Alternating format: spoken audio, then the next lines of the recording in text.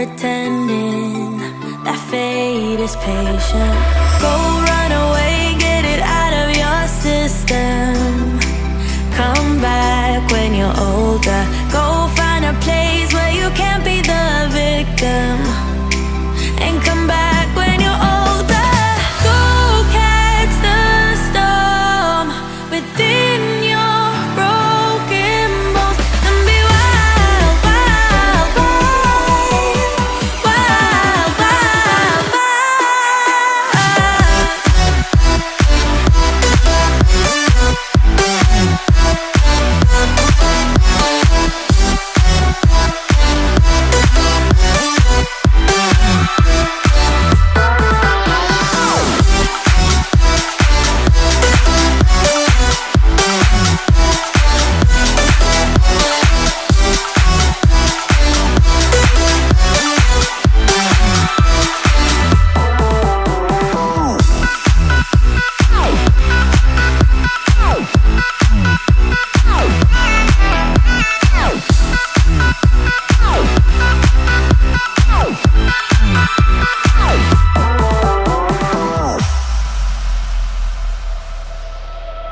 Summer's end, and you feel that this is your beginning. Will colors fade, but it's okay. There is good in changes. Go run away, get it out of your system. Come back when you're older. Go find a place where you can't be the victim. And come back when you're older. Go catch the storm within your broken bones. And be Let's get ready to rumble! We are ready for another Ab Nation Live Tonight Show with hockey coach, your coach, and she's directly for beautiful country of Thailand on the great Wednesday night, May 17, 2023. And we have to go all the way somewhere, somehow, back from the happy hours. He is in downtown Toronto and the Gateman. He's back with us for a back-to-back night. And welcome back, Mr. ENORTAP. Let's get Hello, coach. He's just back of his Hello. session at the Hello, WWE hello. against Willie Snyder. And both of them are back now in the show tonight. So welcome back, Mr. ENORTAP. Hopefully an amazing, great day on the great Wednesday. And we're ready to talk about hockey. Are you ready for the hockey talking tonight? Absolutely, coach. We've been waiting for a couple of days now. It seems more like a couple of weeks. Unfortunately, when you're used to hockey every night. But yeah, excited to be here tonight yet again for our part 2 of the playoff discussions. And glad to be with all of Hockey Nation tonight. You're absolutely right about that. First of all, we wait. We have maybe a special guest tonight, Mr. ENORTAP. Maybe it will pop up. We'll wait. We don't go tell who is coming, but we have to wait if it's Never. happening. We will bring him in and we'll talk with him to see what's going on. Talking about him, but we don't tell you who he is. We want to talk about the junior right now. They have a lot of game at the Canadian Hockey Junior League right now tonight. Quebec versus Halifax. You have Peterborough versus the London Knight and Ontario Hockey League, and then WHL, the Charlotte Thunderbird, still fighting for the winner of this league to go to Memorial Cup. Again, the Winnipeg Eyes, 3 big series, really interesting player over there. So we're going to follow them, update people in the chat, going to give us some information. What's going on, those game updates. So that's great. But first of all, we have to, less further ado, to welcome everybody. First, all the moderators are back in the house. So welcome back, all of you. Thanks to join the Hockey Nation Live show. Thanks for your volunteering, and thanks to be here every time we turn the switch on. You pop up like the lights I turn on every single day. Anyhow, Mr. ENORTAP, we have a lot of great people all around the world join us live tonight talking about the Montreal Canadiens, the NHL playoff, NHL news. It's going to happen in the next couple of minutes. We're going to talk about this. And then the NHL preview round number 3 for all together. We're going to mention who is going to be at the Stanley Cup of the playoff 2023. And then, Mr. ENORTAP, tonight I bring some facts by number. I will give you a number that will give you exactly what's going on because I did some search. Very interesting to have 4 teams play right now. Talk yesterday, Mr. Natap, no Canadian team, right? In the playoff, like it's very difficult, 25 versus 7. We have some comments in the chat. But you have a reason 3 of the 4 are in the playoff right now at the final 4. I will let you know. Not yet. I will let you know what I'm going to talk about. But that's what we got on the program, Mr. Natap. And then he pop up. And well, now to welcome back here in the house. Let's see if we have a spot for him. Let's see if we can turn on this graphic for him. Directly somehow, he's out of the forest. Just finished his last movie. It's called Darzanania. Directly from California, Mr. Naftap. He is back with us. Welcome back. The one and only. Mr. Michael DiVillano. Welcome back. Yes, Hey, thank Michael. Who else is excited the Kraken got knocked out? Welcome That's back, it. Michael. Michael goes right to the Give jugular. us in 1 2 minute, Michael. I know last time it was like almost like over 1 month. We did not talk to you, but I know you finished your Red Wings report on the channel. But tell us where you coming. What's going on with you? Oh my God! Well, we just finished the WHL US and entry draft, so that was a whole lot of work. I'd interviewed like 40 players from the US, and we selected 2 players we were very excited about. So that's like a culmination of the whole year, basically. So Cameron Dillard is our first pick in the U.S. draft, 10th overall on the U.S. side, 6'3", 180-pound right shot defenseman from Dallas. Very, very good prospect. I'm really excited about him. And then the other player, also from the Dallas Stars elite program, is 5'10", Booker Toninato. So we're really excited about both these players. Oh. We're looking forward to seeing them in training camp. And then we had an amazing regular draft as well. We had 2 excellent first-round picks, a forward and a defenseman. Then we picked a goalie in the 3rd and another forward, I believe. I can't remember. But yeah, it's a little bit of a rebuild for us. But and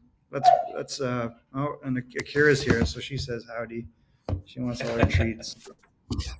Yeah. So and then I just celebrated by coming back. I literally just landed about 2 hours ago from London/Lisbon. Oh, wow. Right now, are you in California or? In California, yeah. Okay, sounds good. That's great. Perfect. But we're going to talk about fun things tonight, guys. We appreciate a lot what's going on around the league. So we're going to talk about tonight the preview, the round number 3. We're going to talk about a little bit what's going on in the junior, a couple of news around the NHL. One Montreal Canadian, one prospect did the goal of the year at the World Championship 2023. And then I'm going to talk about a little bit the NHL draft if we have time during the 90 minutes. And the people tonight, guys, we want to open the door for the Q&A at the end of the show. So we want to talk about NHL draft. Take advantage of Michael DiVillano with us in ENORTAP tonight. So we have any question about the draft. And then, of course, don't forget tomorrow night, game number 1 between the Panthers and the Hurricane at 8 o'clock Eastern Time. We're going to do the play-by-play commentary. Now we'll be back at the normal schedule.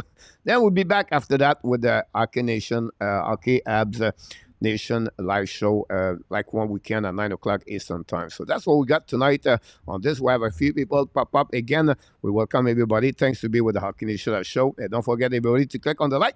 First thing we want to talk about this because it was the big news in NHL the last 24 hours. So I would like to have both of you, your comment about this. The people at the Temple announced that they refuse to have a new building in the city, everything like that. So what's next for the Coyotes? The last couple of hours, we just heard from the NHL, from Gary Bettman and Daly. Look like they're going to play the upcoming season still at the Mullet Arena. So I don't know why behind that, but because the option could right away to find a new location to go somewhere for the upcoming season.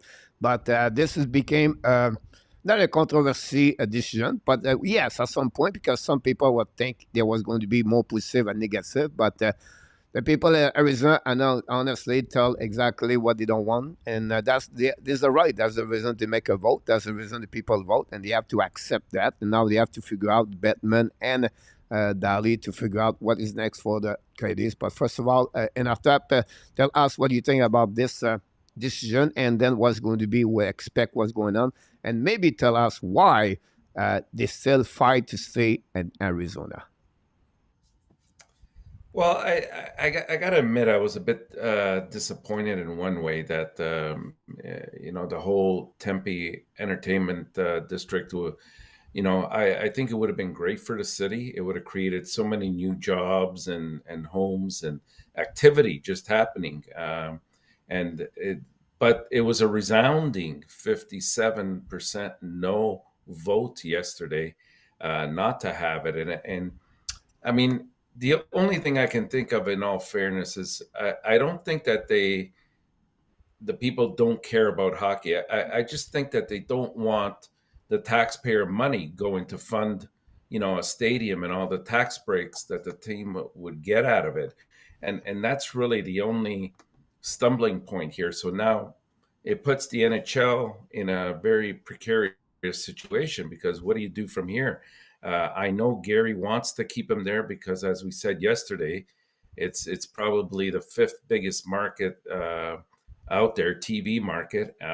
So it will generate a lot of revenue for the city and for the NHL in particular.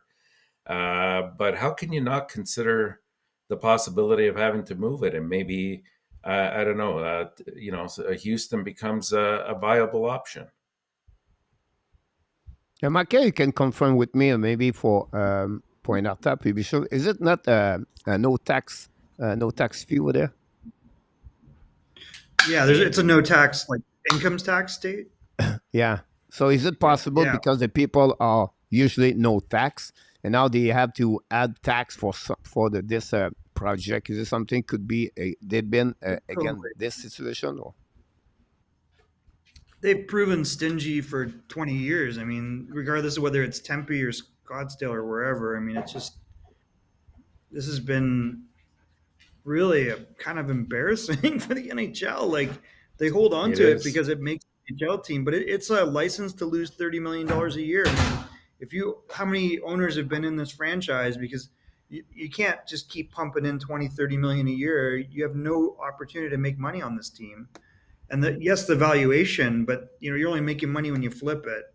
And it's really disappointing because, I mean, they've done a really good job between Shane Doan and Damon Langkow and Ray Whitney. Like, all these guys have contributed locally, and there's like players that have come up through that junior Coyotes program. But I got to think that this is kind of nearing the end of it. I don't know. Like, to me, why wouldn't you move to Houston, or why wouldn't you move? You got options. Like, I don't know. I would go to friggin' Quebec, frankly. I mean, we know it's never going to happen just because of TV, but No. like, Quebec's got an amazing world-class arena. Like, why would you not go there? But the answer seems to be, like, if there's a group in Houston, or even if this group would be in Houston, like, I guess they roll the dice on that, because that's an equally big. It's just so strange because TV is not that important anymore. I mean, they're getting absolutely pounded on the ESPN deal, and it's just because cable is dying a fast death. And with streaming, like, you would think you would go to a market where you're still going to have at least local TV rights are going to be strong. You'd have rivalry with Montreal, but I guess it's going to be something like Houston. It's just really disappointing for sure. Behind that, is it not Arizona the number 4 biggest market in USA? I think they are. Arizona. Is it 4 or Arizona. 5, yeah. Yeah, I and think then they're either secondly, fourth or fifth. it's another With location Vegas- where you have baseball major, football major, soccer. All the biggest sport league, all at the same city. So that's another reason I believe they try to fight over there. Now, what's I mean, it's next? been So like, the next is they will go to stay one more year, and then they announce they try to negotiate with the Phoenix Sun. They have new owners. Maybe the fact they want to stay there, but again, this is just a speculation about that. They have other options. They can look around, like Houston, Kansas City. They talk about Oklahoma City Kansas City. and Sacramento behind those cities. And that's what we heard the last 24 hours, something like that. So, really bad news. I mean, This saga drama continues in if you Arizona. look at the TV markets, guys, just so you know, like, Phoenix is 11 and Houston is 7. So, I mean, going to Houston would be the logical choice. Like, you're jumping up quite a bit in addressable audience, assuming that hockey would catch on there. And I don't know what the arena situation is. I know they built a new one for the NBA team, but I don't know if they want to put hockey in there or not. I thought they did, but I guess that would be the question. That was the speculation. Yeah, Joseph bring a Is to point here. have them Houston both would, at excuse me, and tap. Joseph bring Houston would all out for expansion. Sorry about that. The chat is moving, so I cannot get it here. They want that Lineup not money good for as expansion might be. Yeah, possible about that, Joseph. Sébastien, ouais, tu as bien raison avec les taxes. Franco said Quebec would be great, but I wonder if Pilado, who just bought the Alouette and is losing money on his TV channel, TVF, will still be interesting about a new team over there. And and that'd be a couple of comments for Luciano. Luciano said, guys, with City, look what happened today and how be difficult expanding UFC. People won't tolerate paying more tax for a hockey team. Yeah, we talk about new ring, new building, but maybe some location already have a ring. I think Kansas City is one of them.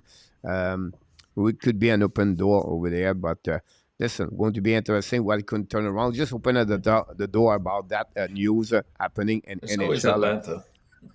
Yep. Yeah, well, what's crazy is Atlanta is ahead of, Houston in addressable size, but I mean, we Yeah. already know how that worked out. And that's a very demographically different market, I think. As much as there is hockey there, I think Houston has an opportunity with, the success of Dallas. It'd be a cross-state rivalry. And they've got the Toyota Center, I guess, is the arena there that they would potentially play in.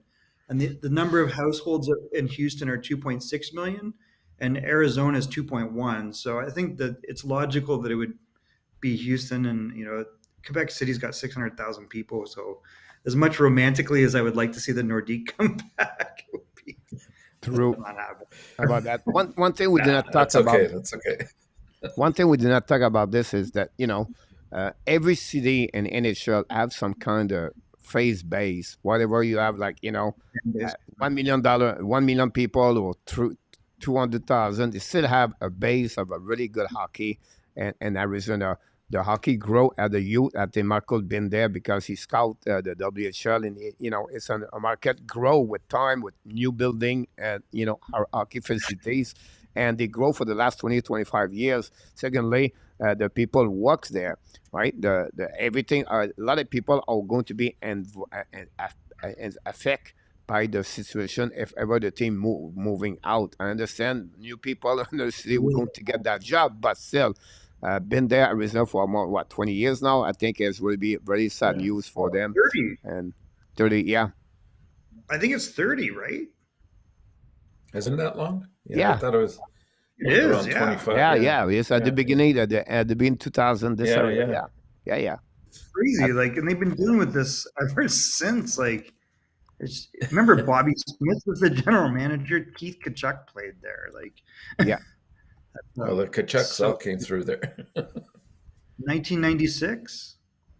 Yeah. Yeah. So, geez, 27 years. Yeah. A lot of great comments and the chat guys from Sebastian Willie, and Rabinoff, and Real Deal, and Luciano. So thanks you guys to be involved with the conversation. Keep typing over there, exchange each other. We appreciate a lot. We cannot go on each of you say on your post, but we do the best we can to make some kind of your comments. So don't forget to click on the letter Q if you have any questions. Stay on the subject and of what we're talking about, and then we're going to put your question on and to answer for Michael and of course for ENORTAP. A couple of news around the league. Let's move on, guys. The New Jersey Devils gave an extension. I did not know how many years and the money about this. Just get the news from NHL Trent. He's back as a coach. He's on nomination for the Jack Adams Trophy with Montgomery and Extall for the Seattle Kraken. Some rumor was thinking maybe not. He would be back. But look, 62 years old, a very great hockey coach in hockey, and been very well with the Devils. Maybe in one of the best seasons for the Devils for the last 20 years, maybe 25 years. And they got Lindy Ruff. So we just want to get your comments, Michael, about Lindy Ruff back behind the bench. So has he been there 4 years? Is that how long it's been now? think it What? is. Yeah, he signed his Yeah, contract so 3 years. Yeah. yeah, so I mean, listen, he had a phenomenal year. The development of Jack Hughes is obviously super helpful, but it's not just him. I mean, you've had so many players that have totally turned out, and they were very, very. I mean, they knocked off the favorite Rangers. What can you say about Carolina? I mean, they've been steamrolling everybody strangely, despite missing key guys.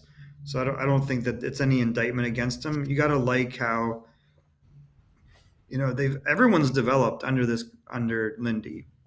So as much as you say he's an older coach and maybe likes veteran players, that's obviously not the case. I mean, they've integrated both, and they've leapfrogged Detroit. They've maybe leapfrogged the Rangers at this point, who leapfrogged a lot of people. So I think this is well deserved. It's interesting how they make it to the second round and Lindy gets a cup, and Toronto makes it to the second round. Everybody's getting fired. Like they're like, oh yeah, we made it to the second round. Edmonton, they make a second round. Based It's like, on well, history. Yeah, it's Well, crazy. yeah. Like, I don't know. It's just like there's Yeah. they got to get rid of Steve Simmons. That's what they got to get rid of. Like, how do you get rid of Steve Simmons? Can you just remove him from Canoe or whatever he's on? ENORTAP. Yeah. Well, it's they've come a long way since the first week when they were screaming for Lindy Ruff to be fired, and here he is. Here he is. He's put his footprint on the team. But you know what? In all fairness, when you look at New Jersey as well, and you do have to give a lot of credit to Lindy Ruff, of course, but you also see the fingerprint of Andrew Brunette there.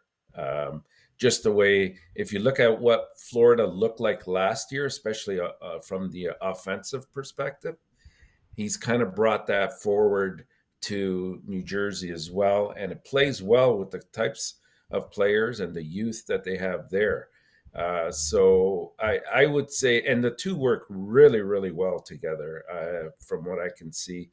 And that only bodes well for New Jersey going forward. And as you said, Michael, that I think they've leapfrogged at least two or three teams developmentally, and I don't see this. I don't see this as one of those one-offs where next year they drop 10, 15 points. I see them just being just as strong. And guess what? If they can pick up a little bit of a veteran, solid goaltender, they're going to be very difficult to beat.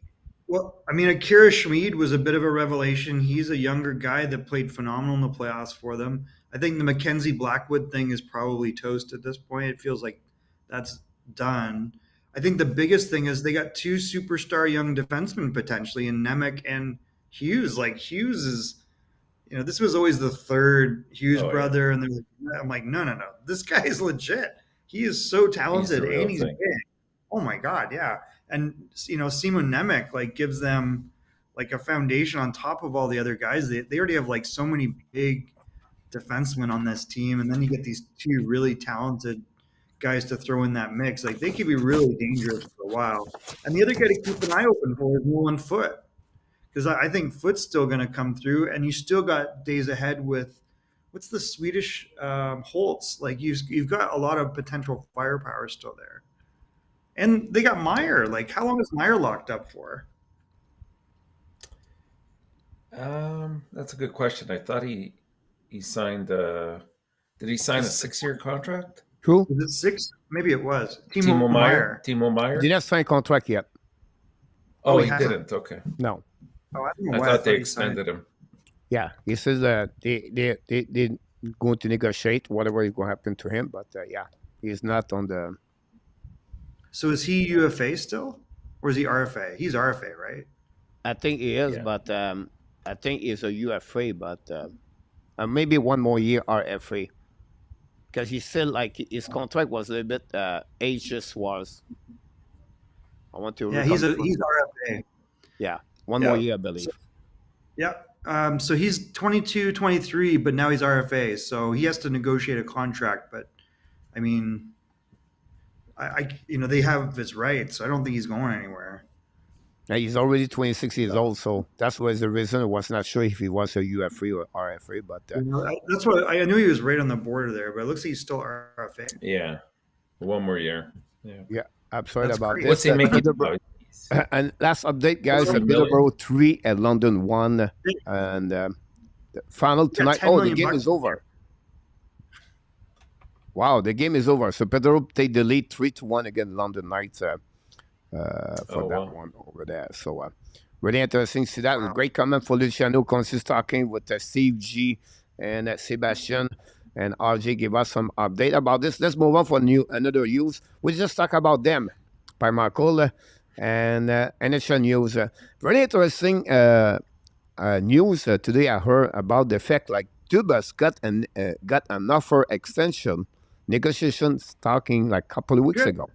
Um, and look like right now, this is the end of Cal Dubas if he want to return in or just take a time off. So that's what we are right now. They're just waiting. They thought they're going to announce this before the end of the week. The Toronto tried to get the sooner, the quicker they can know because they have to go option B if ever he's not returning. But it looked like he have a contract on his hands. We don't know the longevity of the contract. We don't know how much money. But for what we heard, he has right now to take a decision if he wants to stay or not. Yeah, I I think mean, the extension, the talk of the extension is just speculation right now. I really? I haven't officially heard anything. I mean, I could be wrong, but I haven't heard that yet. But I just thought, the press conference that he gave yesterday or the day before, I I mean, you could see that the organization has sort of left the door open for him, whether he wants to return or not. I think it's also a way that if he wants to exit, it's a graceful exit as well. It isn't obviously a firing. It doesn't look bad on Shanahan or on Dubas himself. It's just he chose one thing over the next. And as he put it, he has to think about his family situation first before he makes a decision. But interestingly enough, he put it succinctly that if he does not come back to the Leafs, that he would not go into any other team. At least that's what he's saying right now. Well, that could change fast. I guess I just wonder if you're going into Pittsburgh, how you feel about that, because it's like you got two aging Ooh. superstars, three, and It's out of the subject. It's out now. Dubas not going to go nowhere. well, that's what the Yeah. article says, but I don't know what to believe. Yeah, I yeah. mean, No, it's confirmed. One of them is confirmed by Elias Filmin right now.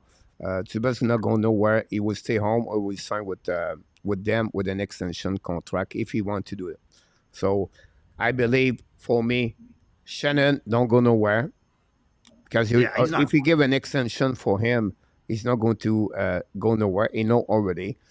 He want to extend him, and then after that, if he extend him, I'm not sure he was split with Cave. I think all three will go to returning, and then they know what the project is going to happening for the next couple of weeks. What they're going to do with Marner, with Matthews and Nylander. Two of them have the final year contract for the upcoming That's season. the talent. They will be the right there. And then you have a bunch of players with no contract: Bonding, Kerfoot, Justin Old, Samsonov.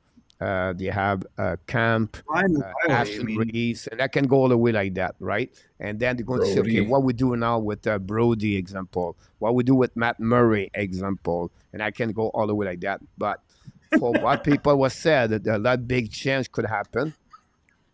If Dubas stay, I don't think so many things will happen there. What do you think about this, Mr. Natap? Yeah, obviously, if they stay, everything else there stays intact. At least from a managerial perspective, I don't see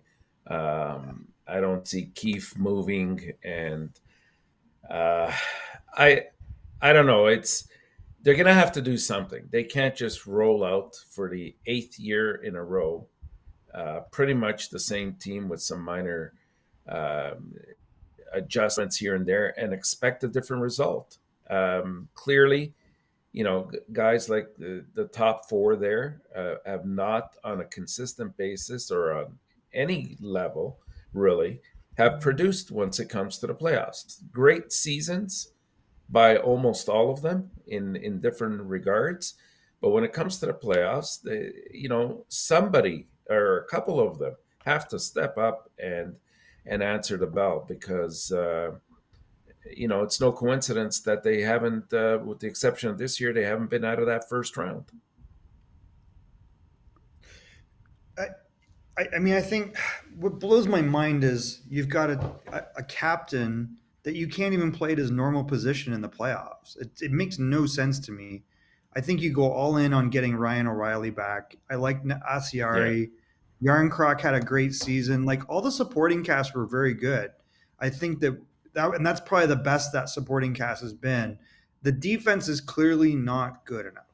So if you can figure out how to take Tavares, eat $4 million on that contract, somebody will take him, and you get a high-end defenseman. Like if you're New Jersey, would you take him for $6 million and then you give up Nemec? I don't know, but you need that type of deal.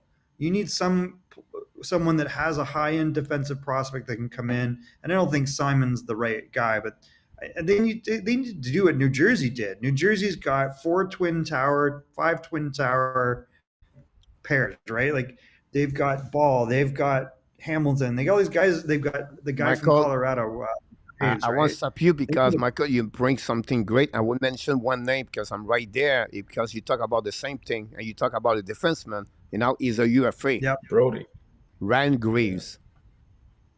Ryan Graves is the type of guy you need. So if he's UFA, like that's who Toronto needs. They need 4 or 5 of those types of guys. Morgan Riley is like a one. He's a number one, but he's a B number one. You know what I mean? Like they need. He's better than anybody they got. And yes, Liljegren has turned into an NHL-ish defenseman. And I thought Brody played well, but he looks like he's the end of his rope. Like you need to upgrade 3 of those guys at least. Absolutely right about that. And Luciano said, they have a good team. They don't have a bad team. And you think about now, you have to add Matthew Nice inside the lineup now, right? And he's going to be a solid, good hockey player. You can see the size here, 6'3". He can skate, and he's very good. And then you can add those kind of the second pairing. I think for me, Brody need to go now. Giordano was really slow at the Fleur Panthers. I think that's the one there. But now they have Luke Shine. That's pretty good. They need another skater like Morgan Riley. Maybe not the guy like the $7-8 million, but another like a second pairing can move up the puck. You add Ryan Graves over there. And I think third pairing, you can handle with that Lindgren for sure as the right defenseman. But again, that will be where really they need to add more for them. And maybe another player like, I don't know, I don't have no name right now, but a guy like Yannick Gord, a Mason Marshman, example, like a little bit physical and energy. Because that kind of the speed, like Alex Kerfoot could have the same style like Gord, because Kerfoot his speed is excellent. He still have a good hockey sense, but he was a bit more forechecking, a bit more physical in the corner. I think Kerfoot would be really the right person, but right player, but unfortunately he's not. So for me, Toronto and Pelé are not far what they want to be. Now you think about this guy, Justin Wall. If you look about what he showed to us during the playoff and what he did all year long and the American Hockey League, this is the future with them. Yeah. They need to figure out Matt Murray. I think if he can solve him for 1 year and then he can figure out with Samsonov, and then you add 2 defensemen, prototype like Ryan Graves, one of them. This team is going to be closer what we think they are. But again, it's not easy, guys, to go to Final Four. Oh my God, it's so hard, guys. Like it is. For a much better team, and I know Gerard Gallant lost his job, but I mean that team was really stacked. They had big defensemen on the back end. You had Trouba, you had Miller, you have a Norris Trophy winning Fox. Like you got all these pieces, and they lost in the first round. Like, come on, they're not that far off. Yeah, I think you gotta bring back Ryan. I mean, if you saw how much the coach relied on Ryan. Once you're a coach and you've got a guy like Ryan O'Reilly, you're like, that's your go-to guy for a reason. So I agree. They gotta bring him. And that's why this, before July first, they have to have this whole situation figured out with both Marner and Matthews, because if you get any inkling that one or either is not returning, I mean, this is your perfect opportunity to address some of those holes. Like, you can trade away, let's say, a Matthews or a Marner, and you'll get a boatload of good prospects that you can fill in along the way. We got to I really, well, you have to sign him. He has to want to be there, Michael. That's the key, right? And I look at, and I know this has been mentioned to death on different newspapers and TV shows and stuff, but you look at Edmonton and the way they lost and the way they talked after the loss in their press conference, and there was this sense of almost bereavement there, in comparison to what we saw with Toronto, which seemed almost like, a nonchalant kind of attitude towards the fact that they're out, and that they're going to probably just roll out the same situation next year. And it could work, but more than likely it won't. You're going to get the same old results. No, they got to rip the defense up. They got to rip the defense up, and they got to move on from John Tavares. Well, it starts there. If anything, they did at least see that they have a good goalie in Wall, and Samsonov. Stop the search. You got him. You got Samsonov. Somehow get rid of Murray. Get rid of guys like Hall. Get rid of maybe Brody. And I liked what Shen did in the playoffs. I mean, it wasn't unexpected. He brought number two. When Luke Shen is your number two defenseman, you're in trouble. That's but not at good, least guys. he brings that. He brings it to the table, right? Like that's the point, though, right? That's a number 6-7 in Tampa, and that's your number two. You're in trouble. Yeah. That's not good. Well, did you see that Clayton Keller's dad tweeted out that he won't be back? Yeah, that's what he said. Yeah. That's crazy. As a player to pick any team or a good contender to pick is really one of them about that for sure. I just want to mention this, the CHL news, the WHL, the Seattle Thunderbird lead the series right now over the Winnipeg Ice. The Peterborough look like they are leading right now at 3-1 with the Dame. I don't have the score yet between Quebec and Halifax. I just asked this question to Nicolas, but the Quebec lead that series 2-1, like the Citadel Kraken. Did they play tonight, the Thunderbird, Michael? Yeah, they played tonight. Okay, so that would be the game right there. Will be interesting. They look like they are a little bit advantage the Thunderbird versus the Ice overall. But I mean, Seattle is a big, nasty, old school team when they want to be, and they got Brad Lambert put on a show the other night in their first win, and then Dylan Gunther last night was really good. And they got the best goalie in Milic. But Winnipeg's no slouch. They got Savoy, they got Geeky, they've got Connor McLeod. They're both teams are stacked. I would not be surprised to see it tied up tonight. You're absolutely about this. They are both stacked about this, and then the Peterborough look like they're going to be a final for this. For the CHL. So if any update going to happening, guys, we're going to give you all the update. I'll just open up. Here we go. Luc Lavorson, the reporter of the Hockey Nation that shows directly from Quebec, gave us an update. 1-1 between the Halifax and the Quebec Raptors. So thanks so much. Luc gave us everything. The game is on RDS at TSN. If you're living in Canada, you can watching this game over there. A little bit later, guys, we're going to talk about the NHL draft, a couple prospect, but I want to mention to you the Combined Buffalo this year, again, is back June 4th to June 10. All the prospect NHL are going to go through its fun tests and interview with NHL. Going to give us, guys, all the update about this, going to follow this very closely, those games, and stay with us during that week. Very important week for many prospects too, maybe to get a good draft for them to go maybe up in the NHL draft. We're going to talk about them a little bit later at the end of the show. If you have any questions, guys, don't forget. I want to just open the door, guys. Not this one. He's supposed to make us on work, but it was not this. But I want the Montreal Canadian prospect. I want to talk about Lane Hutson, scored the goal of the year at the World Championship from all the way from the behind the goaltender all the way up to give the W for Team USA today. So you have a chance to watching that goal. Lane Hutson, 62 overall pick. Really impressive right now with Team USA. And that kid, whatever is the challenge, what level he play, he performed. Everybody thought he's not going to be, he's too small, cannot do this, he cannot do that. He has this sense like he's 12 years old, by the way. But again, the bigger is the challenge. I think this kid go all the way. So I don't know, Michael, and I thought we can little bit 1 minute about Lane Hutson, about him. And let's start with Michael. I mean, he's high skill. I wonder when you get him into the NHL, like, is he a number one or a two? Because are you going to have a guy that small and you're 3 to 6? Like, that's tough. You get kind of in that Victor Mete struggle, right? So he's really got to be a guy that if he can truly run a power play in the NHL, that's going to be the key. 5-on-5, I think he's going to have some challenges, but he's a high skill player. He's got really great hockey sense, and he's got like kind of very high end offensive talent. So does that translate to the NHL is going to be the key, because I don't think you're getting him because he's a great defender. Yeah.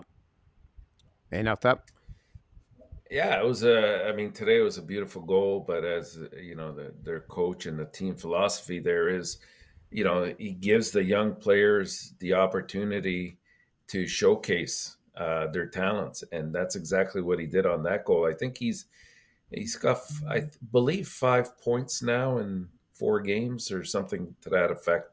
But here, he went through, he deked the forward, and then he went right around the defender and one-handedly just tipped the puck right between the goalie's 5-hole there. Beautiful goal. And that's what he's capable of doing. I mean, yeah, are there areas that he still has to develop? Absolutely. But that's part of the transition to the NHL. Totally. Yeah, absolutely about that. Great people talk about people in the chat. We appreciate all the moderators to be with us tonight, and all the people in the chat. Keep pushing, keep talking. Your conversation is great. I follow you guys. So Michael and Arthur give me a chance to check more the chat tonight, so it's good for me to do that. And don't forget, guys, if you have any questions, put the little queue. We're going to go through this. This is the show tonight was all about the NHL playoff preview, round number 3. And I want to talk, guys, the first one I want to talk about is, before that, I'm going to give you, but first of all, the Dallas Star versus the Vegas Golden Knight is start Friday night. We're going to talk about this series first between both of them. And then I want to mention one thing, guys, before that, fact by number, guys, for that. And the fact by numbers, guys, 3 of the 4 teams are in the final, no tax fees. So yesterday we talked about this yesterday, and I just want to give you maybe 1 minute, and each one of you to give us yes, maybe that's what is happening now in NHL, and that's the reason maybe they are there. So ENORTAP, open up the door for you. Let us know about this. Well, I mean, I don't think it's just a coincidence. I think that there could be definitely something to that. They're cities that are attractive to a lot of the UFAs when the time comes for them. We talked a little bit about this yesterday. I don't personally think, when I look at the 4 teams that are there now, that's the sole contributing reason. I think they're just teams that have developed well over the years, that they pretty much, with the exception of Florida, who had a very slow start this year. But when you put it in it's sort of parallel to what they did last year, maybe it's not too surprising that they are where they are. But teams like Dallas and Vegas, Carolina, I mean, for me, all 4 of these teams, the one thing that they're showing me, and they say that the league is a copycat league, they're tenacious forecheckers, all 4 teams.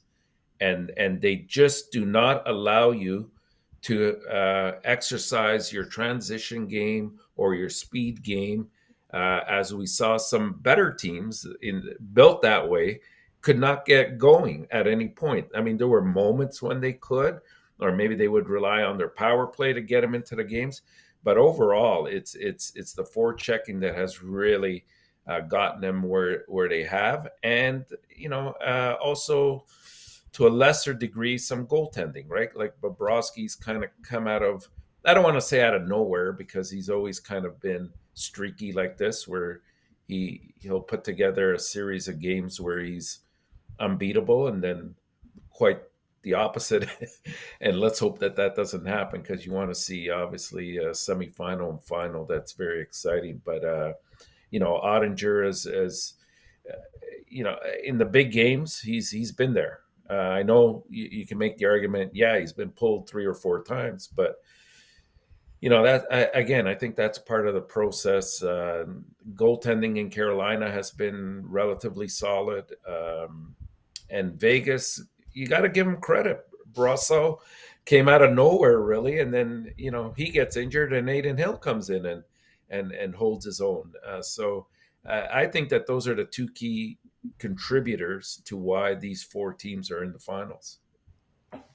Michael, the 3 of the 4, 3 of the 4 team. Yeah, there's no coincidence in my opinion. I was speaking with an executive from one of the California teams, and they're having a real hard time convincing people to come there because of the increasing tax base. Players want out and they don't want to stay. Now, LA Kings are in good shape, but the other teams, even then, like, they have a really hard sell on getting people to come. And I was kind of surprised a little bit to hear that. Like, the players are all, according to him, wanting to go to no tax states. And when you're making 2, 5, 10 million, like, it makes sense. Like, are you going to keep 4 million out of 10? Like, that's the difference. Like, you're getting, you're talking about 34% versus 60% versus 50%. So it's a big deal now to the players. And it's not just the income. Like, if you are in California and you make more than $1 million a year, which these guys all do, there's 3% secret taxes that are in there. So it's not just the 12.8% on top of federal. It's another one of secret taxes that people don't know until they make $1 million in a year. And those guys make it every year.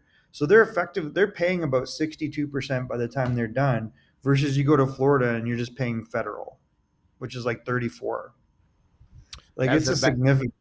That's a very bad news around the NHL. Let's finish it with a fact by number, then we move on to the series. The number 8, if I can say number 8 for the Dallas Star guys, is they have 8 million dealers under AAV cap, their best player with Dallas. Talk about Eskinen, Jason Robinson. Robin Hens is at 8.1, and then Jake Ottinger is at 5 point something. So you think about this, they are best players all right now at $8 million. This is the recipes of many other teams in NHL. If you can book your best goaltender below $8 million, your best player forward, and your best defenseman like Eskinen under $8 million, this is really where other teams never been there, like Bobrovsky with Fleur Panthers. I know they are there where they are right now, but you think about Toronto with $11 million, the Edmonton with this, and I can go all the way like this. So I think the template of Jim Nill is excellent over there, and that's one of the reasons who they are today is Jim Nill behind the door. And I would move on with the other number, guys, and we don't talk enough about him, but he's 1 point behind Connor McDavid with the most point. I'm the factor number 9. Factor number 9 is 9 goals by Robbie Hens. This is one player we don't recognize enough. He's selling to become a superstar in NHL, the 200-way play. And we have to give credit for the reason why the other Dallas Stars came from him. And one more thing I didn't want to talk about him. He was drafted a couple of years ago, and he's with the most goal, not more goal, but with 4 goals with the Dallas Stars. Wyatt Johnson, by the way, the goal-winning game Part a rookie, the last game, it was the last one did it. It was 1989 from Yager with the Pittsburgh Penguins. So just give you an idea what Wyatt Johnson does for the Dallas Stars. Another great rookie with that enough. He played on that line and that Jimmy Benn. So that give you the depth who they are, the Dallas Stars. I just want sharing a couple of numbers there, but maybe Michael give us maybe 1 minute Wyatt Johnson. What a really excellent hockey player in NHL. Well, I mean, I think again, it was a bit of a surprise that he jumped to the NHL so quick. And if you look where he was drafted, like he's drafted 23rd overall, and he's one of the kind of late to end of that draft in 2021. He led the OHL in scoring with 124 points. He's kind of got us. He's bigger than people realize, but he's a little bit slight. But he's like 6', 6'1". But he's probably like a $175, $180. But he's such super smart, high hockey IQ player with really good skill. And this is a rookie. Like he had 24 goals as a rookie. And if you look at his performance with the Windsor Spitfires, like he had 41 playoff points in 25 games with them, 124 regular season points. And if you look at the names that he was picked ahead of, like Owen Powers in that draft, Matty Beniers, Mason McTavish, and he had more goals than any of them. So, I mean, this is a pretty good pickup. This is really astute drafting. I will mention the Rupe Hintz thing. His contract jumps up to 8.4 million next year, so still pretty reasonable for a guy that's probably like, I mean, if what center would you want to build around right now? Like, why wouldn't you want a guy that could play wing, play center, 6'4", 35, 40 goal scorer? Like he can really drive play. Like that's a guy that we've watched for a while, and he was really instrumental when they went to the Stanley Cup final. Yep. So Yeah, sorry it's about nice that. to see. You can play on power play, you can play on PK, and you can still remember when he started with a couple of years ago when Dallas Stars make the final. It was one another reason why they was where they are today. But great hockey player with Eskinen. I think for me, Eskinen is going to win the Norris Trophy in the next 3-4 years. It was impressive. Game number 7. I was, he played right now 30, with a cut in the 32 face. minutes. Yes. He's Now it was really where 30. you see Wow. some players say, "Wow, this is really where." And those kind of players like that, they elevate their game at the biggest moment of the game, like the game number 7, and they did it. Both of them with with Jake Eltinger. There was the reason why the Dallas Stars won the last game. They played over 30 minutes for them. But let's go now diving about the series between the Vegas Golden Knights and the Dallas Stars. People in the chat are fire up right now, so let's talk about that series. Peter Dubas again his ex-team, the Vegas Golden Knights. This is the biggest, news between the both of them. And then you have the Vegas Golden Knights with overpass the salary cap. Who care about that? It's no big deal anyway. They surprised everybody the way they beat the Edmonton Oilers. By the way they control. Yes, Trussardel have a couple of goals at the first 2 games, but after that, he has 0 goal and -7, and they have only 4 assists, I believe, for the last 4 games after that. And that's what the Vegas did. We don't talk enough. We don't talk about the defensive side of the game. And then, of course, the performance of Adam Hill make a big impact right now for Vegas Golden Knights. And we just want to hear now. What do you think about that series? Give us a little bit what's going happening, and then your prediction at the end of your comments about that series. Let's start with ENORTAP. Well, in the West, the Dallas Vegas game. I mean, again, and you could probably say it's the same thing in the East. And Coach, you put out a poll or a survey not too long ago in terms of the 4 teams that are left. Who do you realistically believe will move on? And it was remarkably equal with all 4 teams, and it doesn't surprise me. If you look at from a statistical point of view. What these 4 teams have done so far in the playoffs, they almost all mirror each other.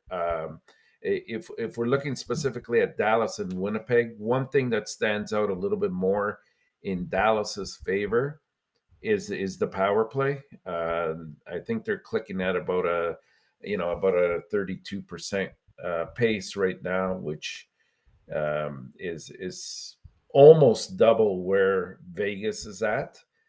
Penalty killing wise, they're again, Dallas comes out on top. 5-on-5, though, I think you give the advantage a little bit more to Vegas there. But I like the fact that Dallas has a very good blend of youth, experienced players that are clicking. Like you look at, uh, Ty Domi, Max Domi has come in and really he, he's fit in well. He's picked up 11 points. Sagan's got 9. Jamie Benn is on the third line, which allows him a lot more free ice. He's picked up 10 points. He's with Wyatt Johnson as well, and also with Dadanov, who's come over and he's fit in as well. So like they have 3 very strong lines that they can roll out, but so does Vegas, right? Eichel really, for what we say in terms of leadership in the past, I mean, he's showing up in this playoff. 14 points. I like what I saw in Marcia. So I think he pretty much single-handedly won that last game against Edmonton, especially in that second period with the natural hat trick. But it wasn't so much the goals; it was just this tenacity, the way he would go into the corners and dig out a puck and make you make mistakes when you had the puck instead. I it's a tough one. Finally Vegas is healthy, and that means a lot. Their defense is pretty solid with Martinez, Theodore, Pietrangelo, McNabb. Like they're all clicking right now. But I'm gonna go with Dallas because I think at the end of the day, Ottinger might be the difference. I think it will go 7 games, but I think Dallas will come out of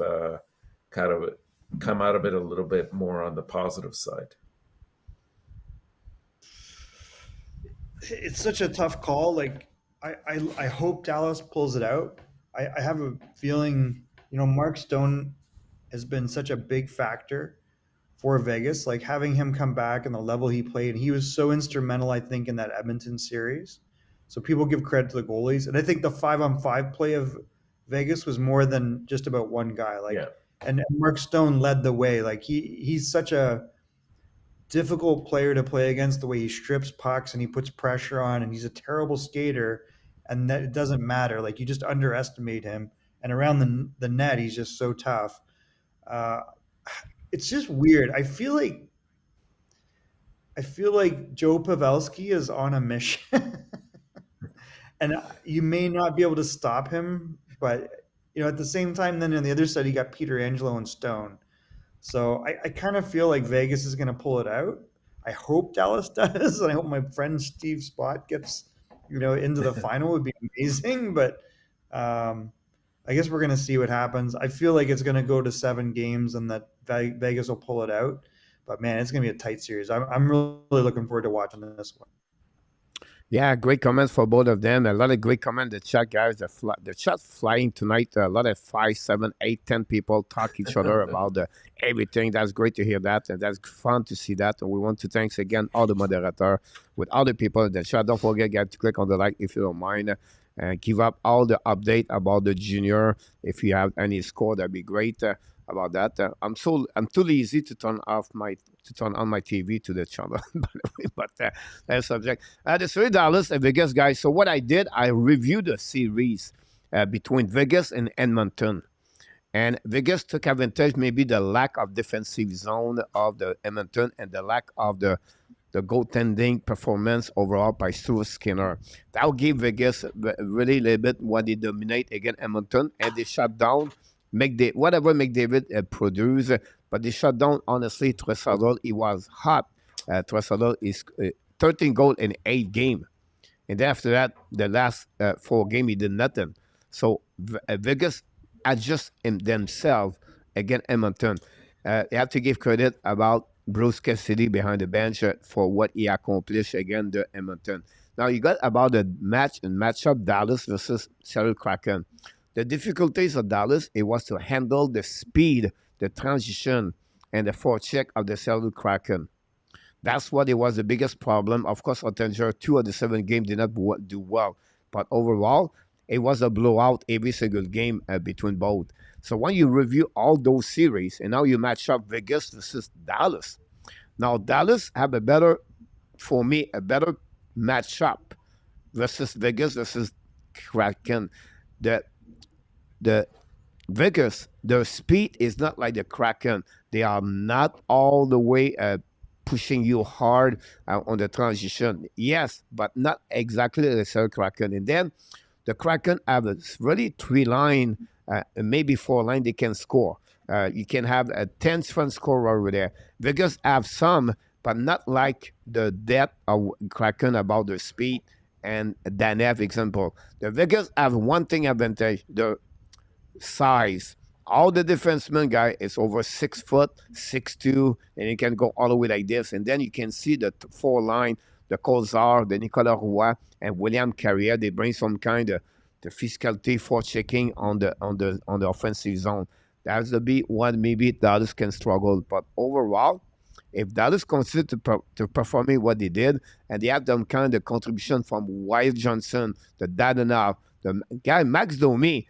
Nobody talk about him behind Joe Babelski and but Robin Hens. And we did not see again yet Jason Robinson, by the way. If you don't know, I yeah, was we gonna need to say, go. Robinson is Robinson. scoring, Now, he have an assist, but he don't score yet. Imagine if he scored with Pavelski with goals 8 now. and Robin Yeah, Hens but with 9. The only problem Dallas for me, and you can see, and maybe could have that counts, is the second pairing, Rand Sutter pairing. He struggled a bit with Akapa. Now Akapa is out. I think they bring Cody Miller. They're helping a little bit that team. But again, and the third pairing guys with with Lindell. Ali and Henley, it's not the best thing. And for Dallas, compared like you talk about White Cloud and Nicola Hag example. So that's the 2 factor I think Dallas could be Yeah, struggle. yeah, Overview, yeah.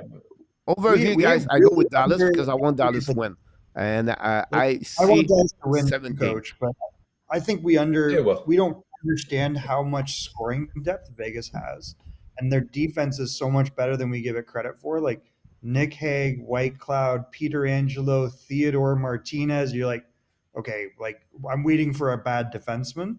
And then if you look at yeah, how they have 1, 2, um, 3, 4, 5, 6, 7, 8, 9, 10, 11, 12 players that have scored 13 goals or more.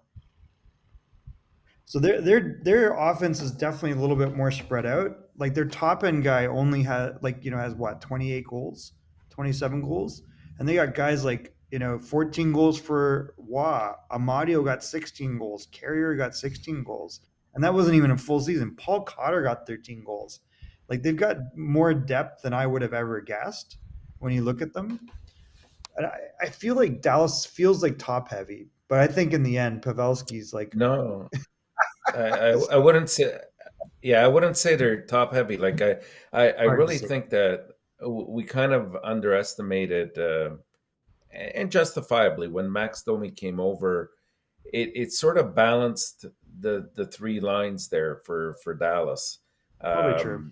And the interesting thing is, and I totally agree that Vegas has the better defenders, but when you look at it from a perspective of what they've contributed in the playoffs so far, they have I think the 6 of them have contributed 21 points, and the 6 from Dallas have contributed 23 points, which Wow. was surprising when I saw Surprising. that. But I guess most of it is coming from Heiskanen, who's got 9 points, and Okay. surprisingly Thomas Harley, who's got 7 points. So Well, like there's that's 16 right part there. of like games ENORTAP. It blows my mind because at the beginning of the year, I really Yeah. thought that he was going to take another step in his development. And I don't know if he was hurt for part of the year, but I mean, he's a big mobile defenseman with good offense. Like I always thought he's a top 4 guy. Yeah. So maybe it's just like one of those playoff things where he's stepping up. Yeah, maybe. It'll be Would you, good. It'll be a great series. with the I definitely think great series, one of the things we haven't talked about is I think both teams play a very, very physical game. And so whoever comes out of this is not going to be injury free. I'll tell you that. No. The bumps and bruises will be there. Yeah, it is gonna be a great series, I think. I just want to answer back to the people in the chat. Well, under series we want to talk about, so it's a big new, big series. The Carolina Hurricane against the Florida Panthers.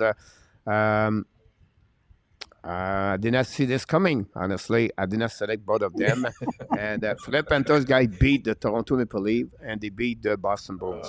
That Well, remind me I the think 2010 Montreal Canadiens beat the Washington Capitals and the Pittsburgh Penguins, but he got stopped by the Rangers. Now, this is where the Florida Panthers are going to have an opportunity to go all the way to the final Stanley Cup. 2 out of the 4 teams, by the way, never win the Stanley Cup. The Vegas go tonight at the Florida Panthers. So that'll be another thing about this. Remember, guys, the 3 years ago, maybe, Dallas Star eliminate Vegas during the COVID 2020. If I'm right, I think I am, but I'm not sure. They beat the Vegas to move on to the final Stanley Cup. They lost at the final against Tampa Bay, if I can recall it. Yeah. I think so, yeah. Yeah, it was the first one at Tampa Bay with no people in defense. That's happened about I this. think I was the We have most critical of like Florida all year. Like I think I was not really impressed. I felt they were, you look how great that team is on paper, and it made no sense what was going on. They made one critical move, I think, which really helped them, which is they put Spencer Knight in the AHL, and then like a third string goalie, Alex Lyons, started carrying them, and so you could see that's where they were kind of having problems. And when it was like that simple change that I think made a big difference for them. And obviously Barkov being healthy was good, but if you look at it, he played most of the season. And I've never loved their defensive scheme, but Paul Maurice has got them playing real well. Kachuk's running this whole show, and they should have had 15 more points during the regular season than they did. Like I felt like all year they were underachieving, and they just got in by the skin of their teeth. But now we're seeing like that team's a damn good team. Like they lost to Tampa 2 years ago, right? Like that, they should have been much better. They were winners of the President Trophy last year. Joel, there's all the Joel Quenneville stuff, the Andrew Brunette, and having Paul Maurice there, it made Andrew Brunette look like a friggin' genius, and like he's done well as an assistant, and without like in that other role, but. I mean, the season was a bit of an embarrassment in the regular season. This team should have been a top 3 team. Yeah. But now you're seeing they're really good. They're a tough team. They got a lot of weapons.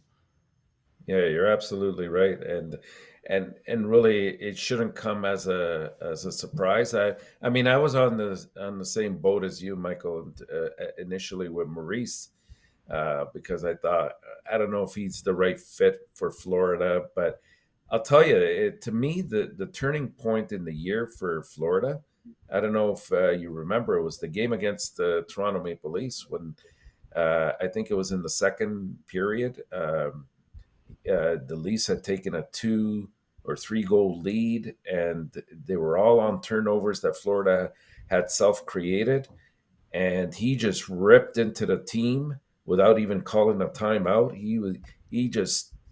I think he somehow got in their heads that, they can't be playing that brand of hockey and expect to win.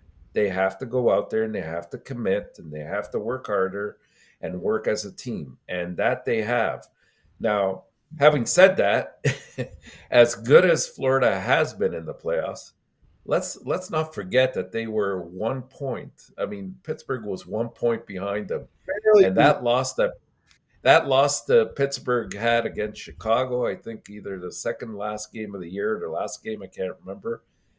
I mean, all they had to do was go to overtime, and they would have had the tiebreaker as well over Florida. So it's a game of inches. It's a game of fortuitous. And opportunistic, taking advantage of your opportunities as they come up, and Florida's done that, and you got to give them full credit.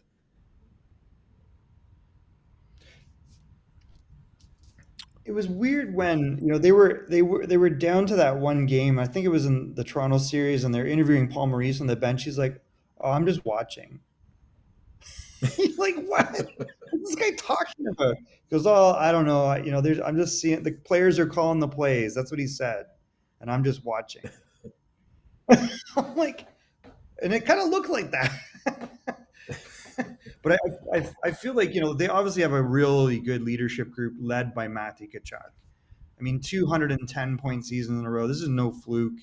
He's such a pain in the neck, and he's got like high production, and he's not going to let you do what you want. Like, he's a pain in the neck for sure. Like, that's a special player, and giving the green light to guys like Montour and Ekblad. Like, Yeah. that was a surprisingly effective thing. Like, I knew Montour was high offensive talent, but who knew he's like that high offense? Like, I don't know, a lot of interesting things on this team. They could be a real, I don't know. Carolina's just wins regardless. Like, you look on paper and Carolina should not be winning, and then Stefan Noensen gets a goal, or like some guy. You're like, Well, this look guy, at like look at Martinuk. He's having a great Martinuk.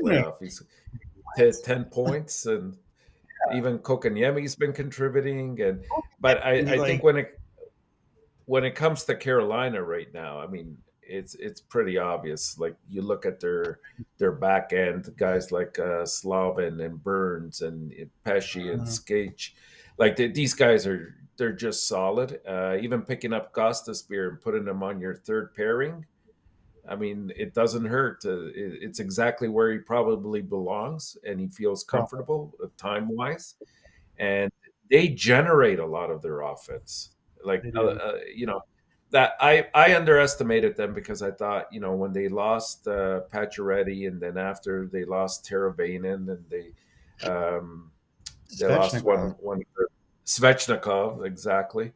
I thought they're not going to have the offensive prowess to go very far. I mean, they'll play a solid defensive game, but they'll end up losing 2-1 or 3-2 or something, right? But credit to them, their defense has just dictated the play. And when we come to it, just going back to Florida for a second, and we look at what they were last year and what they are this year, and we can come full circle with this now, going back to Toronto. They almost last year's version almost reminded me of what the Leafs are right now. And what changed for Florida was that they had to get rid of somebody big like Huberdeau, and even Uyghur and to go along with that. And they brought in a character, sandpaper kind of guy that can also get points and will dictate the play. He'll put the teammates on his shoulders and dictate, what needs to be done to win in these types of games. And that's what Toronto's lacking. That's it. I mean, that's why I say Ryan O'Reilly, you saw a small sample of what he's capable of, but you have him in a full season. Like, he can deliver that leadership consistency, but they need, getting a Matthew Tkachuk is tough. Like, I mean, if you look at how many teams passed on Tkachuk in that draft, like, everybody's kicking themselves. And same with his brother. Like, you're always kicking yourself. So they're definitely unique players, but oh my God, yeah. Like, no, well, Arizona, Detroit. Did they all? No, actually, it was more Montreal and Arizona, right? Yeah, Montreal was third, I believe. I think he went fourth, right? Yeah, he went fourth. Yeah. Should have been first, probably. Who was first in the draft? Was that the that was the draft? Yeah, Dahlin. I mean, the defensemen in that draft were really good. Like, Dahlin is obviously should probably still be the top pick, and Svechnikov. So really, it was only Montreal. Thanks. Sorry, Mark Bergeron.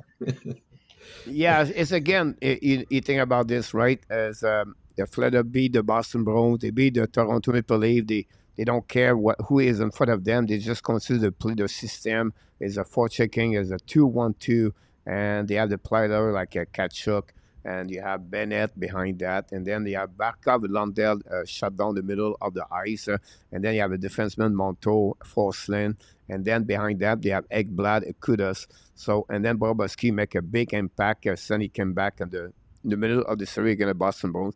Remember, guys, they faced a 3-1 elimination again. The Boston Bruins, they came back with 3W, and then they just go around the Toronto Maple Leafs to beat them. On the flip side, Carolina beat New York Islanders. What their lack of the offensive for them. They beat Zorokin. That's really impressive for the Carolina Hurricane. And then they beat the round number 2, the New Jersey Devils, where they have maybe not a goaltender, but they have a lot of great transition and the forward for the transition, the speed. So what they show to me, Carolina adjust themselves. Whatever you present to them, Robert Demo adjust the team exactly what they play against them. And that's maybe the advantage for me is slightly Carolina, because the defensive zone coverage, the way they play the system, they adapt, could a little bit more advantage. And the pass, I don't think so. The bottom 6 of the Boston and Toronto perform.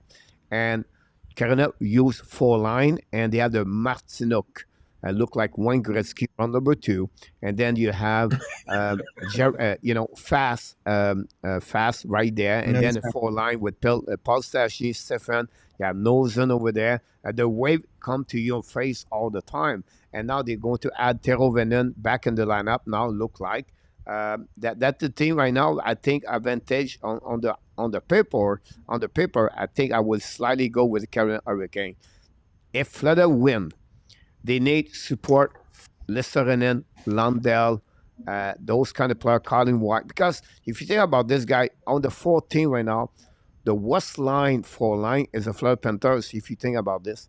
The 4 line is like Eric Stahl. You can add Colin White with that. Not that they are bad, but compared to other team, I think they are. Exactly. So I think that's Florida. We need Bobrovsky at his best against the Carolina, I think. And then another team that don't do Carolina, Florida Panthers, they don't see a team where they crash to the net. Toronto play more on the peripheric, and then they score on the on the side. They don't crank a lot in front of the net. They don't crash the net a lot, and that's what the Carolina do. So I'm going to see how Paul Maurice going to readjust himself.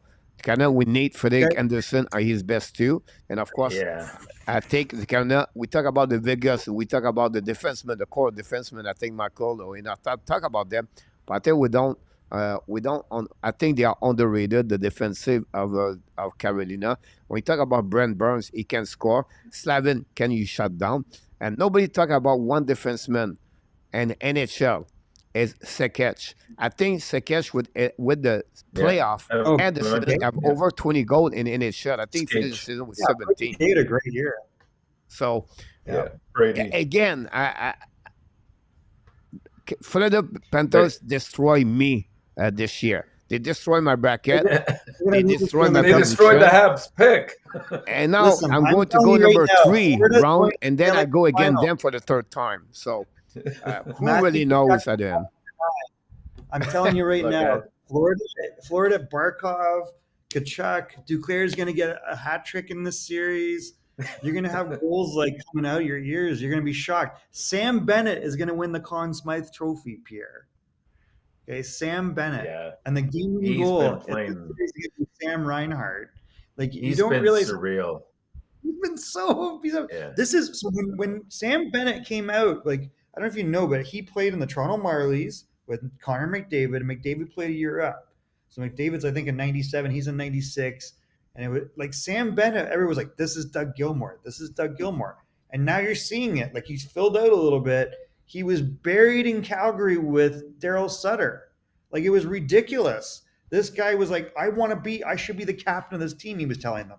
He's like, I should be the captain of Calgary.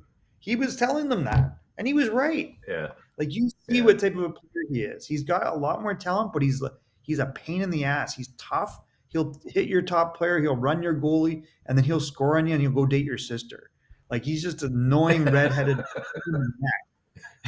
And him and Matthew Kachuk are like peanut butter and jelly. Like that, I don't know. I think Florida's Oh going yeah, to win.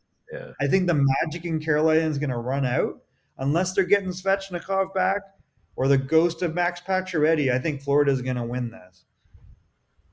Yeah, I don't know. When I look at it, I agree with a lot that you said there. I think for Florida to be successful, though, a couple things have to remain intact. Number one, Bobrovsky can't have nights off.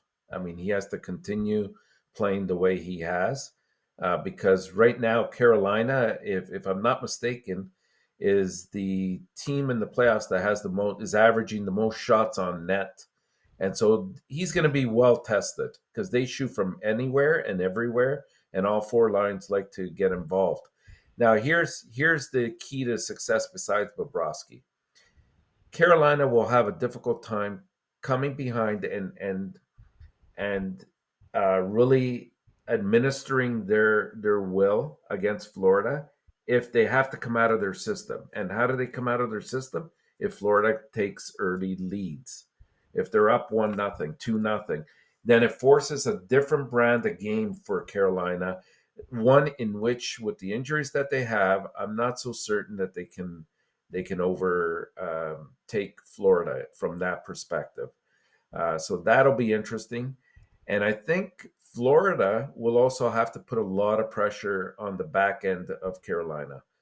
Dump the puck in, inflict a lot of physicality on their defense, which is going to be hard to do because both teams are big teams and they like to play it rough.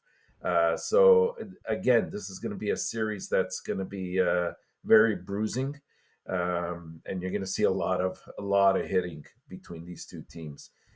If they can do that, then I would agree that Florida has a legitimate shot to go to the finals. But they're big asks, right? At this point. Guys, I got to jump. I'll try to come back, but I have to run. Pierre, thanks for having me. ENORTAP, I'm good to see you. And are you guys on tomorrow night, I Hey, guess? Michael, thank you. I'll try to join you guys tomorrow night too. Tomorrow we do the game, unfortunately, Michael, but we'll Okay, definitely back to you when we're going to be back with the hockey, let me know. with the show. Thanks, Definitely, guys. but we appreciate a lot, guys, to be with us tonight for Michael, and we'll see you next time, Michael. Have a good night, Michael. But the good news Night, about Michael. this, Mr. ENORTAP, is we still have you, and we can shifting for 3-2 very quickly. About that, that's the good news. Other people talk in the chat, guys, about the Kane. Everything like that. I'm following now, Mr. ENORTAP. I finally the time everybody talking and you guys you're talking. I moved the TV on the. I moved the TV, guys, on the game between Peterborough and the London Knights. I said 4-2, and that's 4-2. game. But I think RG said 4-3, but my screen is pretty much behind for that one for sure. But because you still have 3 minutes to go, guys, Mayu right now. An amazing great pass on the back door, Logan Mayu, guys, and the Peterborough guys cut the lead 4-3, Mr. ENORTAP, with a little bit 3 minutes to go on the Power goal. Oh wow! And we talk about the goaltender bad performance the last game. Remember, Mr. ENORTAP, tonight the goaltender of Peterborough faced to 46 shots tonight. Wow. Okay. So pretty good. So about they this. responded. Yeah, absolutely about this. You have a lot of people in the chat talking about the series. A lot of people take the Carolina Hurricane. Is this shocking you, Mr. ENORTAP? No, at this point, Coach, I mean, you could really just flip a coin because it's who is going to be able to administer their game plan to make it to impose their will on the other team, and both teams here are capable of winning in my eyes. Like I said, for me, it'll be Ken Bobrovsky continue to be as good as he has been. And number two, if Florida can get those early leads right off the bat, and they can take Carolina out of their forechecking mode a little bit, then they stand a very good chance of winning. And this is a series. I'm gonna go 7 games as well, and I think Florida will do it. Yeah, absolutely about that. Will be interesting. We have an empty net, I believe, for the Peterborough from RG and Luc Lafortune, 5-3 right now, Mr. Tap. So look like Peterborough is going to take the lead 3-1 in that series for that. If you look about the face or looking at you, it looks like he's 24 years old, Mr. Tap. Like Yes, the indeed, barb he's is a like crazy about that. So big we'll boy, open up the big door. boy. I will open the door, guys. A QA session. If you want to have any question, I'm going to answer to you for a couple of more minutes. We're going to be not So much here for a long time. So first of all, Mr. Natap, we have a question for Ron. Let me turn off this for. I'll give you a chance to see the question okay. better for you. So we have three stalls in the finals here between Carolina and Florida, if I'm not mistaken. Yeah, yeah, Amazing, sorry. yeah, How I'm sorry about that. Come run. How that's I okay. will look expectation be next season, Mr. Natap? Well, they'll definitely be at the pretty much the level that they were at this year. I think they exceeded their expectations a little bit this year, especially given the season that they had last year. The second half really took a toll on them last year, and we saw them sort of dip down in the standings. But this year, even myself, I didn't have them originally in a playoff position.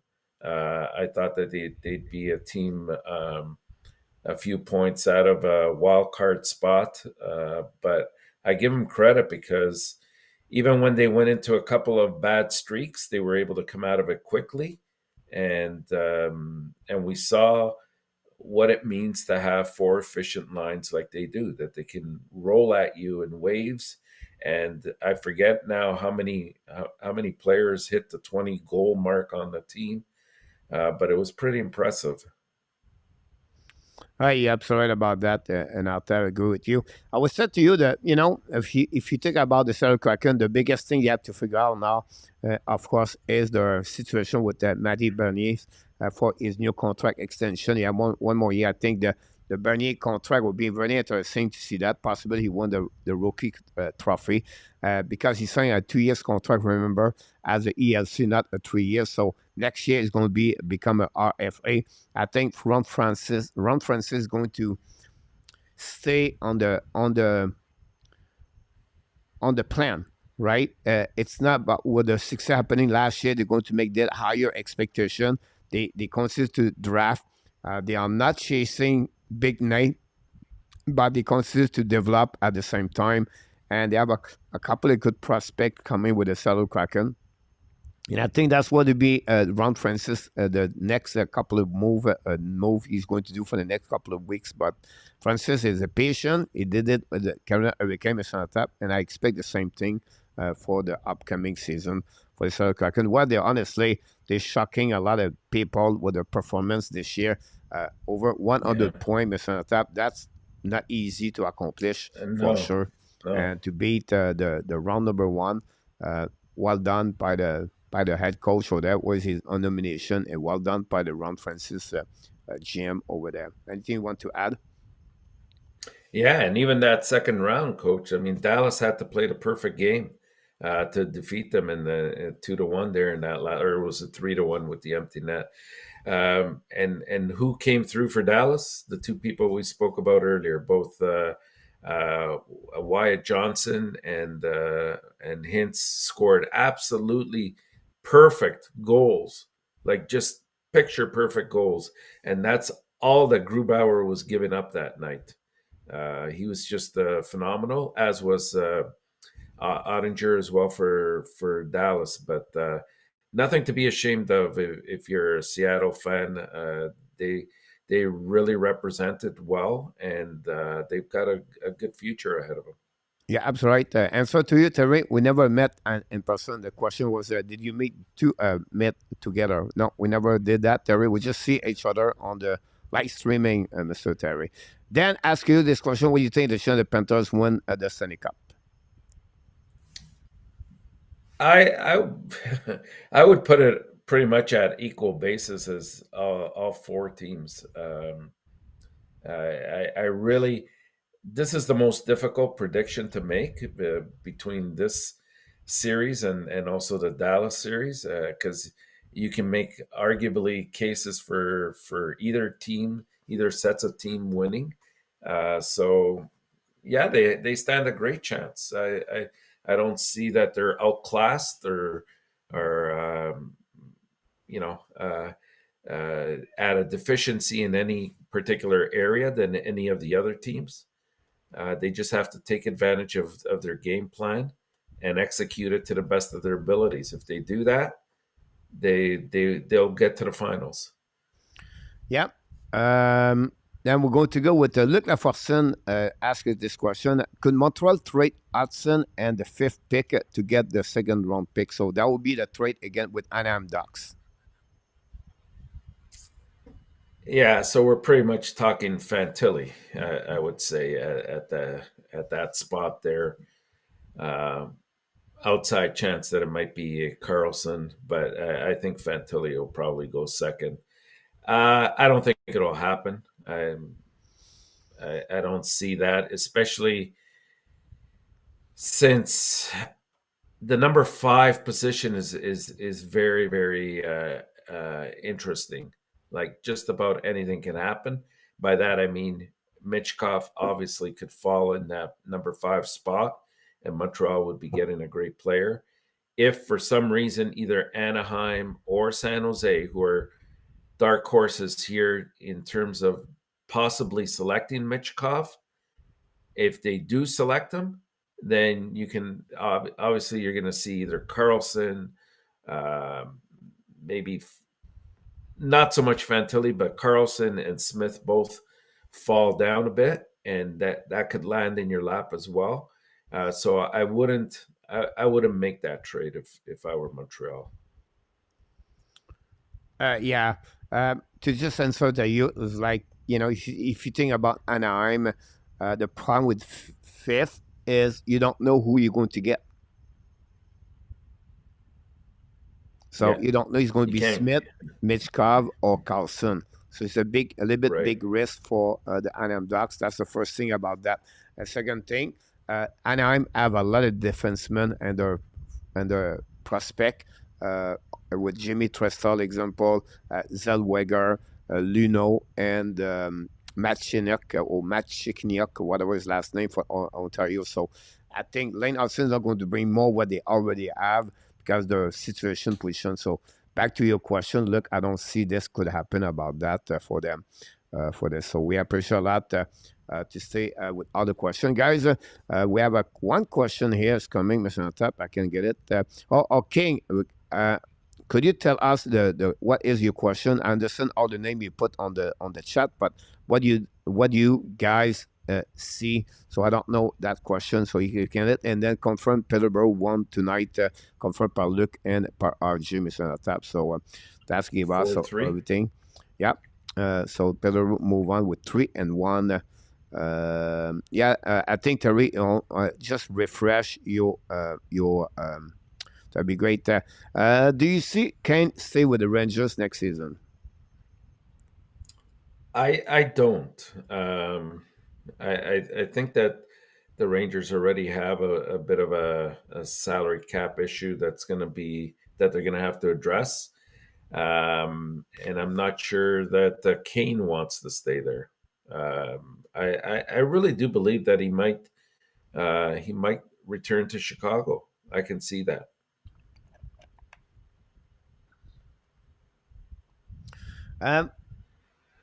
Yeah, I don't know. It's still too early for Kane. I think Kane could be a winning team we don't expect.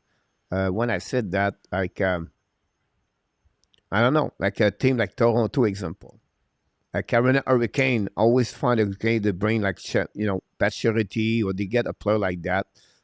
What Kane want? If I don't know, Kane want to go there. I'm not sure what he's thinking, but I was just thinking about a team really need an extra forward to add, and then at low cost. But he can, how much money he can get for Patrick Kane? He's looking. It reminds me a little bit the case of Ren Sutter. When Sutter got a buyout, he have a choice to go anywhere in NHL, And I thought at 35 years old, 36, he would not get a lot of good contract. He got a 4 years contract, Mr. Tap, at $4 million. So Patrick Kane is the same age. Can someone can aim like a 3 years contract at $4 million? That's the thing maybe we don't expect about this. What about the Kings? Can add those kind of players. Like a team is really at the top 10, need a forward. I think that will be a thing can sign Patrick Kane. The Rangers, I think they would change the direction. I think they use that money maybe for a Tarasenko or another player could be on that situation for that. Yeah, I agree. I So, don't see him staying in New York. yeah, we'll be see what happening. Kane to Islanders, Luciano. Hey, it could happen there for sure. For that, I tried to get, if I forgot one question for you, Mr. Tap. We have one more here. It's coming from King. Other than Mayu on the right side, every prospect defenseman, we already legend the left one. We are LT dot on this one over there. So they talk about the fact like the Montreal have many are left defensemen. Now they need more on the right defenseman. What they should do about that? Well, I mean, possibly they can. I mean, Harris has played on his offside all year long. That's one thing. Um, Melu will definitely fill in on the right side as well. But you're right. They have too many people, too many left-handed defensemen. So they may address it through trade if that should arise. I doubt that they'll go after anybody through the free agency just for that purpose. It just doesn't make sense to me. And maybe even the draft. Like if once they get through the first round, or possibly even with the Florida pick, if they're not going to go right away for a goalie, they might go for the top defenseman that's left at that point. And there are at least 3 very good defensemen that are right-handed there. Question is, will they be around when that Florida pick comes up? Yeah, will be interesting. Montreal can add 1 or 2. I think they have a couple of players they can pick at least round number at the end of pick number 29, 32. There'll be a solid defenseman. They can get a right defenseman, or they can push a weight on 37. But definitely with 3 pick of the round 4, they may be definitely looking for 1 defenseman there for sure. And they still have, try to hit a home run at that round for the Montreal Canadiens. Next question is coming for Dan. Dan asks you, Mr. Natap, can the Winnipeg Ice can beat the Thunderbird? Saddle Cracker. Saddle. Yeah, they could. They could. I don't see why not. They're both very stacked teams. It's possible. Now, Luciano asked this question. Now, Arizona not get a new arena. I wonder what Austin Matthews is thinking on his head. I'm going to LA. There we go. You got the answer about this. Who do you got, Mr. ENORTAP, Knight or Star from CC? Welcome in the house, Mr. CC. Who do you got between the Knights and the Stars? I picked that earlier. I said the Stars would win in 7 games, but it's going to be a heck of a series. Yeah. I still believe me, Matthew still with Toronto Maple Leaf. If you ask my question, my answer. Mr. Willie said, if Tarasenko leave the Rangers, do they still have the debt to make it the postseason, Mr. ENORTAP? I think so. I mean, they keep in mind that they were doing fairly well before they picked up both Tarasenko and Kane at a later date. And Tarasenko did contribute. Kane not as much, but they had that chemistry. They had the players that were clicking, and they were pushing to try to get to first spot in the division.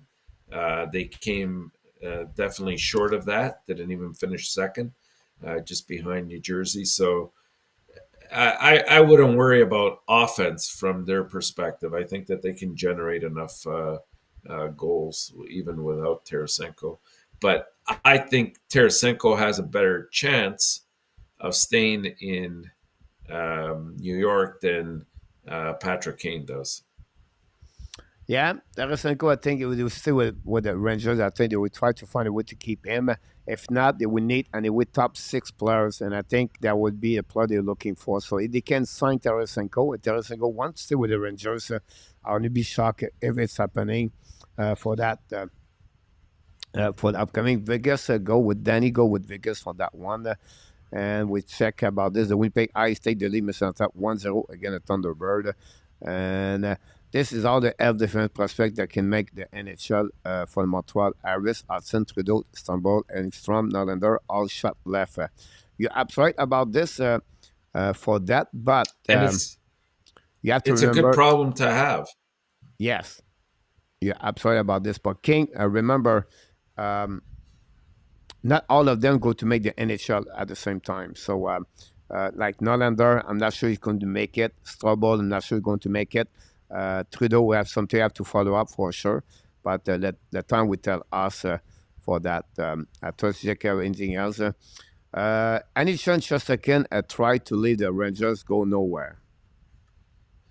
No, I don't see him going anywhere. I agree with you about that. I don't think so. Any chance going to be happening about that?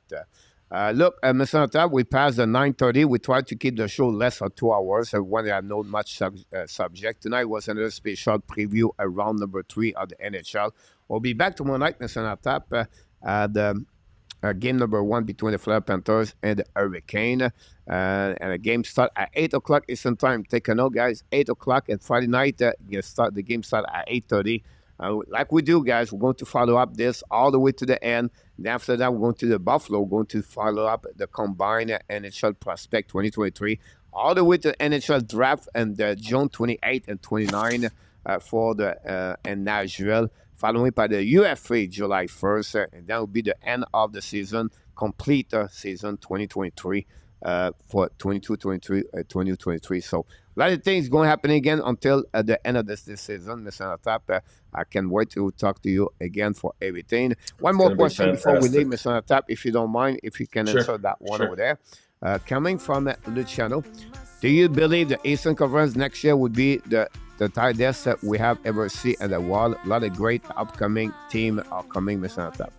More the tie. Yeah, it's going to be very difficult to yet again to make the wild card spot. But one thing we do see is the drop of Pittsburgh and the drop of Washington. And who knows what happens with Boston, right? If they lose Bergeron and Krejci. Great point about that. And then on the flip side, you think negative, I would go positive, Mr. Natap. What happened with Columbus? Please. What happened with Ottawa Senator? And what Detroit can do some more. We don't know what kind of move they're going to do for the next couple of weeks, but the other 3 teams can pick it up and to join other teams. So it will be really interesting what happening on the Eastern Conference next year, Mr. Natap. What a great night, Mr. Natap, with having you aboard with Michael DeVillano. We want to thank all the moderators in the chat tonight. Thanks for the great job, again, you do here every single night. And we want to thank all the people in the chat that join us talking about the hockey. But until the next time, guys, we want to remind you, please don't forget to click on the like. And we want to remind you one more thing. Maybe you don't know. Maybe you knew. But one thing we know, because he is, because we call him the GOAT, and he is. Awesome! You are amazing! You are the best! And remember, you have greatness inside of you! We talk about ENORTAP, ladies and gentlemen. And thanks so much, Mr. Nazab, to join us tonight. We want to thank everybody. Of course, My pleasure. Before we leave, one more thing. Don't forget my daily news. If you don't mind, it's happening every day. I forgot to mention this earlier, Mr. Nazab. Today, we talk about the Montreal Canadiens. Already have a goaltender number 1. Samuel Montembeault. I'm right or wrong. I'm not sure about that. But don't forget watching this. Mr. Natap, we talked about Connor Bedard yesterday. Not many viewers. I don't know the YouTube channel. But my next one is Mitch Cobb. 13 other video about Mitch Cobb I found to talk about Mitch Cobb. Another great videos coming very soon. Until then, Mr. Natap, be well, be healthy. Find a way not only to dominate your day, find a way to dominate the first half. What, Mr. Natap? You're 20, 23. You want to say something else? No. That's okay. That's Good enough. night, everyone. Thank you. Have a great Coach. night, everybody. I will see you tomorrow night, 8 o'clock, Mr. ENORTAP. I can't wait to see you again for another great show. Until then, have an amazing, great day, Mr. ENORTAP. Good night, Hockey Nation. Good night, Coach.